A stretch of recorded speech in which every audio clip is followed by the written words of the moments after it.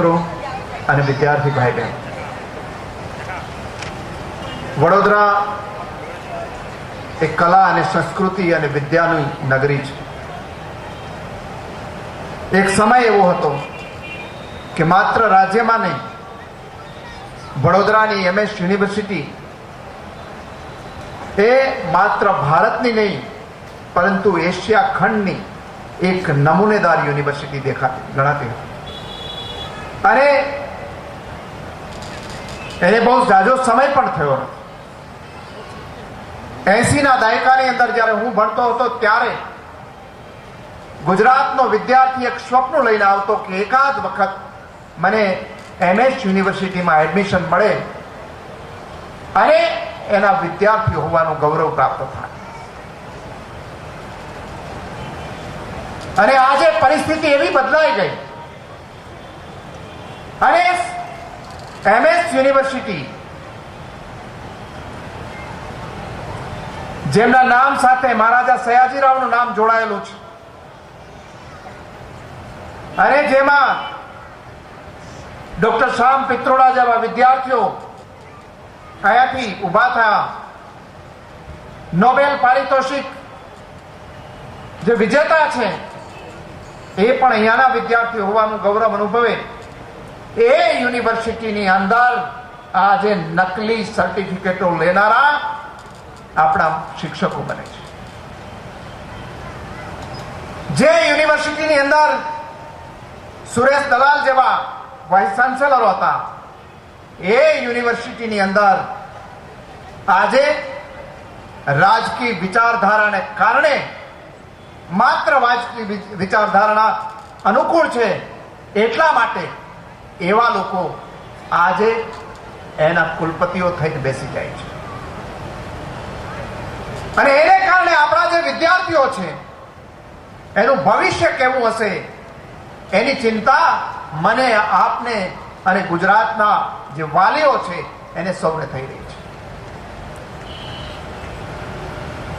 ગુજરાતની અંદર આ એક એવી યુનિવર્સિટી હતી કે તેનો ફાઇન આર્ટ્સ વિભાગ હોય, એન્જિનિયરિંગ ફેકલ્ટી હોય, સોશિયલ સાયન્સીસના સબ્જેક્ટ્સ હોય, હોમ સાયન્સ ડિપાર્ટમેન્ટ હોય, મેડિકલ ફેકલ્ટી હોય, એના વિદ્યાર્થીઓ એ પોતાના ક્ષેત્રના વિશ્વ કક્ષાના લીડરો બન્યા. અને આજે એને ભણાવનારા શિક્ષકો છે એ જ્યારે નકલી સર્ટિફિકેટ ધરાવનારા થતા હોય ત્યારે સ્વાભાવિકપણે ગુજરાતની અંદર નવી યુવા પેઢીની વિચારતા કરનારા લોકો છે એને જરૂર ચિંતા. એક સમય એવો હતો કે આ MS university, Gujarat university, Saurashtra, ઉત્તર ગુજરાત કે દક્ષિણ ગુજરાત યુનિવર્સિટી, એની અંદર ભણનારો વિદ્યાર્થી હોય એની સરકાર, રાજ્ય, એની ચિંતા છે એ રાજ્ય સરકારો કરતી. એને એડમિશન મેરિટના ધોરણે મળે, એને એડમિશન મળે તો ફી પણ 200 રૂપિયાની અંદર ફીની અંદર ભણાય. એને હોસ્ટેલમાં રહેવું હોય તો 50-60 રૂપિયામાં 6 મહિના સુધી હોસ્ટેલમાં રહેવાય. એના મા બાપ પહોંચી ન વળતા હોય તો રાષ્ટ્રીય સ્કોલરશીપ, રાજ્યની સ્કોલરશીપ, લોન સ્કોલરશીપ, અનેક ફી માફીની યોજના રાજ્ય સરકાર લઈ આવે. અને એમાંય કોંગ્રેસની સરકારે એક વખત એવો નિર્ણય લીધો કે જે દીકરી છે ગુજરાતની એ પ્રાથમિકથી પોસ્ટ ગ્રેજ્યુએટ સુધી 1 રૂપિયો ફી આપ્યા વગર ભણે. આ વ્યવસ્થા કોંગ્રેસની સરકારોએ કરી. ત્યારે નાણાં ઓછા હતા. સિદ્ધાર્થભાઈ બહુ સાચી વાત કરતા હતા. પૂરતા નાણાં નહોતા રાજ્ય સરકાર પાસે. છતાં પ્રાથમિક શાળાનો શિક્ષક હોય, માધ્યમિક શાળાનો શિક્ષક હોય, કોલેજનો પ્રોફેસર હોય, પોલીસમાં નોકરી કરતો પોલીસ કોન્સ્ટેબલ કે પછી એમાં નોકરી કરતો PSI હોય કે તલાટી મંત્રી, કારકુન હોય કે રાજ્ય સરકારમાં એન્જિનિયરિંગ કે મેડિકલ પાસ કરી અને નોકરી લેનારો એન્જિનિયર કે ડોક્ટર હોય, એક પણ સરકારી નોકરીની અંદર ક્યારે કોઈને શોષણ કરી અને લઘુત્તમ વેતન કરતા પણ ઓછા પગારો આ ડોક્ટરો, મેડિકલ એન્જિનિયરિંગમાં પાસ થયેલા હોય એમને, એન્જિનિયરો, પીએસઆઈ કે પછી પ્રાથમિક શાળાનો શિક્ષક હોય એને ક્યારેય લઘુત્તમ વેતન કરતા ઓછું વેતન નથી આપ્યું. એટલું જ નહીં, પહેલા દિવસથી જ એને પૂરો પગાર આપ્યો અને એને કારણે ગુજરાતનો યુવાન છે એ પોતાની જવાબદારીની સાથે પોતાની સામાજિક જવાબદારી પણ નિભાવતો. અત્યારે સ્થિતિ એવી થઈ ગઈ કે મા બાપે દીકરાને ભણાવ્યો, પીટીસી, બીએડ કરાવ્યું, પીએચડી કરાવ્યું, એન્જિનિયરિંગ કે મેડિકલની અંદર ભણાવી અને મોટો કર્યો, નોકરીએ લાગ્યો અને ત્યારે મા બાપને એમ હોય, એના ભાઈ બહેનને એમ હોય કે મારો ભાઈ કે મારી બેન મેડિકલ એન્જિનિયરિંગ ભણી કે પીટીસી બીએડ થઈ અને નોકરીએ લાગ્યો છે. હવે મા બાપને એમ થાય કે મને મારો દીકરો છે એ હવે સુખ આપી શકશે, ભાઈ બહેનોને એમ થાય કે મને ભણાવી શકશે, એના લગ્ન કરી શકશે. જ્યારે એ યુવાન ભણીને નોકરીએ લાગે, લગ્ન કરે, એના પછી એની પત્નીને એમ થાય કે હવે મારો પતિ છે એ નોકરી કરે છે, એને મારી જરૂરિયાતો પણ સંતોષી શકશે. જ્યારે સામાજિક જવાબદારી નિભાવવાનું પોતા યુવાન કે યુવતીના ભાગમાં આવે ત્યારે સરકાર એમને લઘુત્તમ વેતન કરતા પણ ઓછો પગાર આપી અને એને સામાજિક જવાબદારીઓથી વિમુખ કરવાનું કોઈએ પાપ કર્યું હોય તો એ ગાંધીનગરની નરેન્દ્ર મોદીની સરકારે કર્યું છે. 5 લાખ જેટલા યુવાનો એવા છે, યુવતીઓ એવી છે કે સરકારમાં નોકરી કરે છે, પગાર કેટલો મળે છે? 2,500, 3,000, 4,000, 5,000. શું કરવા? એમ કે સુપ્રીમ કોર્ટમાં, ગુજરાતની હાઈકોર્ટ ચુકાદો આપે, એની સામે અપીલમાં જઈને એમ કે અમારી સરકાર પાસે એના પગાર ચૂકવવાના પૈસા નથી. મારા જેવા અનેક લોકો એન્જિનિયરો થયા, ડોક્ટરો થયા એટલા માટે કે 50 કે 100 રૂપિયાની અંદર ફીની અંદર અમે ભણ્યા છીએ. હું મોરબી એન્જિનિયરિંગ કોલેજનો ગ્રેજ્યુએટ થયો. 100 રૂપિયા ફી, 60 રૂપિયા હોસ્ટેલની 6 મહિનાની ફી અને એમાં 900 રૂપિયાની સ્કોલરશીપ આપે. એને કારણે ભણી શક્યા અમે બધા જ, અમારી પેઢીના લોકો. જો અત્યારની સરકાર એ વખતે હોત તો આખી પેઢી ભણી ન શકી હોત. હવે એમ કે અમને અમારા યુવાન અને યુવતીઓને ઓછી ફીથી ભણાવો, ડોનેશન બંધ કરો, તો કે નહીં થાય. શું કરવા? તો કે સરકારી કોલેજો, સરકારી હાઈસ્કૂલો, સરકારી પ્રાથમિક શાળાઓ બધું જ બંધ કર્યું છે. કારણ શું?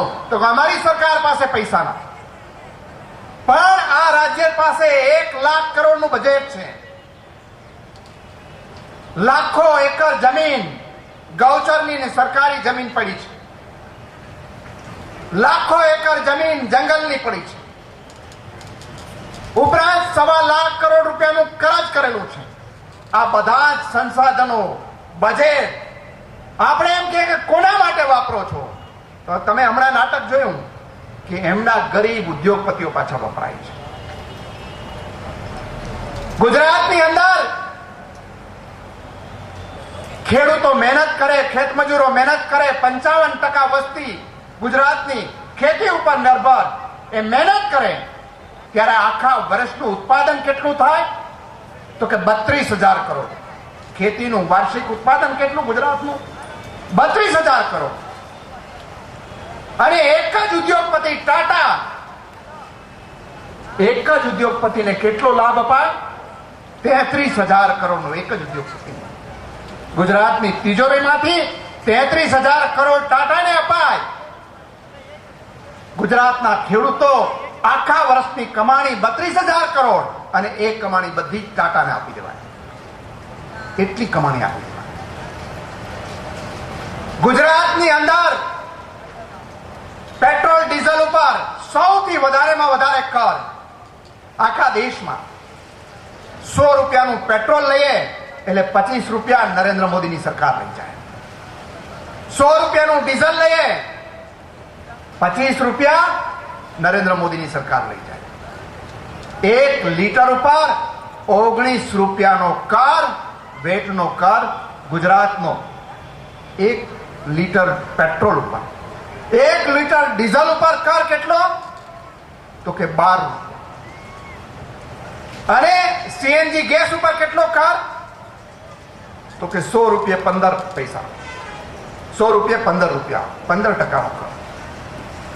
આપણે એમ કે આ કર ઘટાડો, તો કે અમે કર નહીં ઘટાડીએ.